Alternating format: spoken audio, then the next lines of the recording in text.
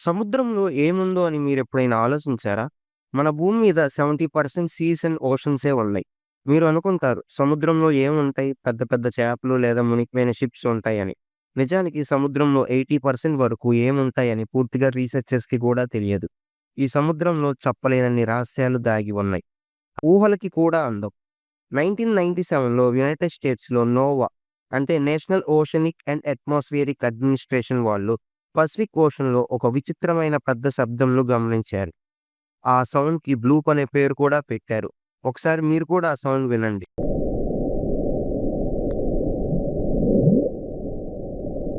బ్లూప్ అని పిలువబడే ఈ సౌండ్ తక్కువ ఫ్రీక్వెన్సీతో ఉన్న చాలా పెద్ద శబ్దం.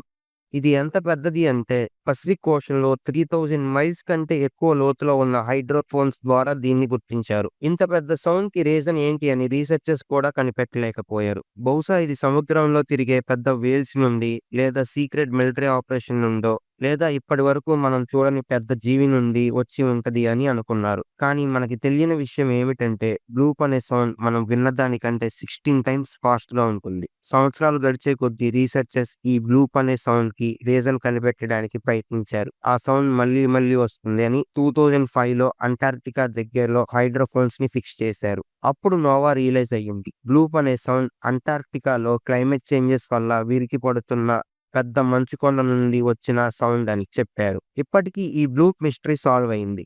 కానీ నోవా వాళ్ళు సముద్రం లోపల ఇంకా మనకి తెలియనివి చాలా విషయాలు ఉన్నాయని చెప్పారు. మన భూమి మీద 70% సీస్ అండ్ ఓషన్స్ ఉన్నాయని చెప్పుకున్నాం. కానీ సైంటిస్టులకి 80% సముద్రం గురించి పూర్తిగా తెలియదు. ఈ లోతులో లైట్ కూడా రీచ్ అవ్వదు. చాలా డార్క్‌గా ఉంటుంది. మీరే ఆలోచించండి. 2000 మీటర్స్ డీప్‌గా వెళ్ళాక ఏం కనిపిస్తాయి? పెద్ద చేపలు, ప్లాంట్స్ లేదా మనకు తెలియని క్రియేచర్స్. నేషనల్ జియోగ్రఫిక్ వాళ్ళు 2015లో పసిఫిక్ ఓషన్‌లో ఎక్స్‌ప్లోర్ చేశారు. మెరీనా ట్రెంచ్‌లో విచిత్రమైన జీవులను కనిపెట్టారు. అందులో ఒకటిది డంబో ఆక్టోపస్ అని ఒక స్పీషీస్ ఉంది.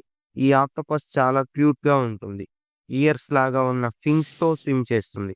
ఇది 4000 మీటర్స్ లోతులో కూడా కంఫర్టబుల్‌గా బతుకుతుంది. అన్‌బిలీవబుల్ కదా!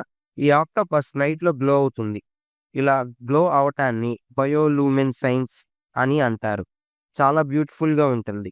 కానీ డేంజరస్ కూడా. ఈ ఆక్టోపస్ స్మాల్ ఫిషెస్ అండ్ వార్మ్స్‌ని తింటుంది. 1990స్‌లో ఫస్ట్ టైమ్ ఈ ఆక్టోపస్‌ని కనిపెట్టారు. ఈ ఆక్టోపస్ సైజ్ 20-30 సెంటీమీటర్స్ ఉంటుంది. కానీ డీప్ సీలో కింగ్ లాగా బ్రతుకుతుంది. మీరే ఆలోచించండి. ఇంత లోతులో ఆక్సిజన్ తక్కువ, ప్రెషర్ చాలా ఎక్కువ. ఇంకా లైఫ్ ఉంది అంటే ఈ డిస్కవరీస్ సముద్రం గురించి మనకు క్యూరియాసిటీ పెంచుతాయి. ఓకే. సముద్రంలో డీపెస్ట్ పాయింట్ గురించి తెలుసుకుందాం. మెరీనా ట్రెంచ్. ఇది పసిఫిక్ ఓషన్‌లో ఉంది. 11,000 మీటర్స్ లోతు ఉంటుంది. 1960స్‌లో జాక్వెస్ పికార్డ్ అనే ఎక్స్‌ప్లోరర్ వెళ్ళాడు. సబ్‌మెరైన్ యూజ్ చేసి ఫస్ట్ టైమ్ మనుషులు అంత లోతును చూశారు. అక్కడ ప్రెషర్ 1000 టైమ్స్ ఎక్కువ compared to normal sea level. ఇంత ప్రెషర్‌లో కూడా లైఫ్ ఉంది అని షాక్ అయ్యారు. టైనీ క్రియేచర్ లైక్ యాంఫీపాడ్స్‌ని కనిపెట్టారు. ఈ యాంఫీపాడ్స్ చాలా స్ట్రాంగ్. స్టీల్ లాగా సర్వైవ్ చేస్తాయి. టెంపరేచర్ 1°-4°C మధ్య ఉంటుంది. ఆక్సిజన్ కూడా చాలా తక్కువ. నోవా రికార్డ్స్ ప్రకారం ఈ ట్రెంచ్‌లో వాటర్ మూవ్‌మెంట్ కూడా స్లోగా ఉంటుంది. కానీ లైఫ్ అడాప్ట్ అయింది. అమేజింగ్ కదా! జాక్వస్ పికార్డ్ డైరీలో రాశాడు. అక్కడ చాలా పీస్‌ఫుల్‌గా ఉంది అని, ఈ అడ్వెంచరస్ సక్సెస్ అవ్వడం చాలా హ్యాపీగా ఉందని రాశాడు. ఈ ట్రెంచ్‌లో ఇంకా ఏమేమి ఉన్నాయో ఎక్స్‌ప్లోర్ చెయ్యాలి. మీరేమనుకుంటారు? ఇంత డీప్‌గా వెళ్ళడానికి మీకు కరేజ్ ఉందా? కింద కామెంట్ చేయండి. సముద్రంలో మిస్టరీస్ అంటే జస్ట్ క్రియేచర్స్ గురించి కాదు, మ్యాన్ మేడ్ సీక్రెట్స్ కూడా ఉంటాయి. నువ్వు ఆలోచించు, హిస్టరీలో అన్ని షిప్స్ మునిగిపోయాయి. టైటానిక్ గురించి అందరికీ తెలుసు. 1912లో ఏప్రిల్ 14న ఈ షిప్ ఐస్‌బర్గ్ హిట్ అయ్యి అట్లాంటిక్ ఓషన్‌లో సింక్ అయ్యింది. 1500 మెంబర్స్ చనిపోయారు. చాలా ట్రాజిడిక్ ఇన్సిడెంట్. షిప్ 3800 మీటర్స్ డీప్‌లో ఉంది. చాలా లోతు కదా!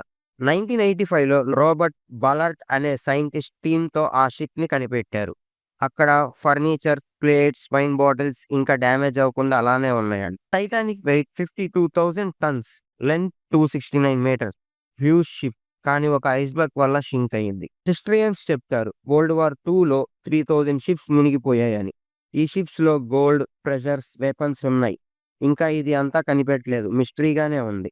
మీరే ఆలోచించండి. ఈ ట్రెజర్స్ కనిపెడితే ఎంత వాల్యూ ఉంటుందని. టెక్నాలజీ ఇంప్రూవ్ అయితే గాని సాల్వ్ చేయలేమనుకుంటా. కానీ సముద్రంలో ఇంకా విచిత్రమైన ప్లేసెస్ ఉన్నాయి. మీరు ఎప్పుడైనా గ్రేట్ బ్లూ హోల్ గురించి విన్నారా?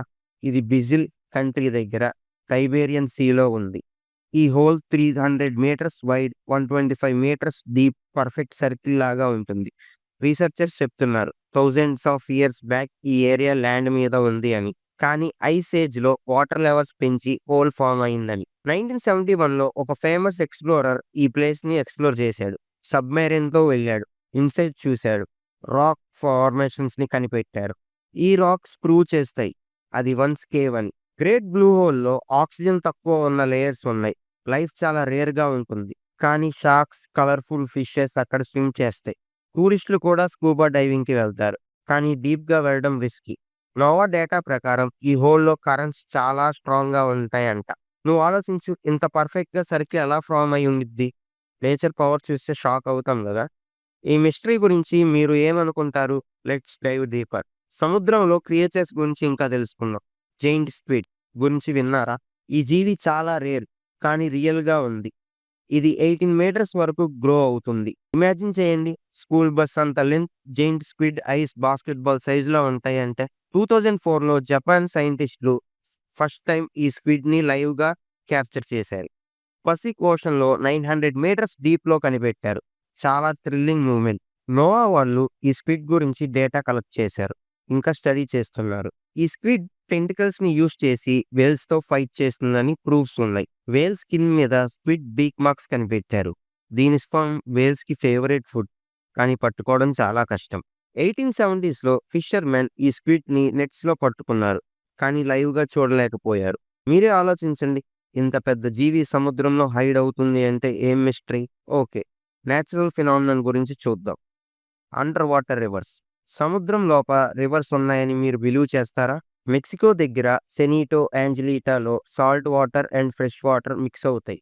సాల్ట్ వాటర్ హెవీగా ఉన్న రివర్ లాగా ఫ్లో అవుతుంది. ఫ్రెష్ వాటర్ టాప్‌లో ఉంటుంది. ఈ అండర్ వాటర్ రివర్ 30 మీటర్స్ డీప్‌లో కనిపిస్తుంది. చాలా అమేజింగ్ కదా!